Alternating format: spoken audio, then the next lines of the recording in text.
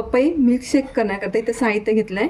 दूध, पपई कापून घेतली आहे, काजू, साखर आणि वेलची पावडर. उन्हाळा चालू आहे आणि मस्त असा मिल्कशेक आता आपण करणार. थंडगार जरा पपई सगळ्यांसाठी चांगली, लहान मुलांकरता पण, वयस्कर माणसासाठी पण. आणि थोडी जर अशी एक फोड जरी दिवसात तुम्ही जर पपई खाली तर तुमची जॉईंट आहे ते दुखाचे कमी होतात. जर दुखत असेल तर ते एक फोड तुम्ही रोजची जर खाली पपई तर ते दुखत असतील तर ती कमी होते दुखाचं.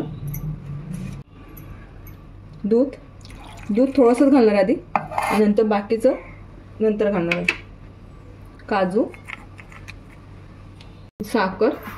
साखर तुमच्या आवडीनुसार जास्तीत कमी करू शकता. जर पपई जर जास्ती गोड असेल तर साखरचं प्रमाण कमी घ्या आणि पपई जर कमी गोड असेल तर साखर जास्ती घ्या. पपई मी दुधामध्ये बारीक करून घेतली आहे. ह्याच्यामध्ये बर्फ टाकायचा राहिला होता, बर्फ घालून घेत आहे. पपईच्या मिल्कशेकमध्ये माझा बर्फ घालायला विसरलेली, तुम्ही तसं करू नका. आधी बर्फ घाला आणि मग बारीक करा. ते जार घेतले, जारमध्ये घालून घेऊया.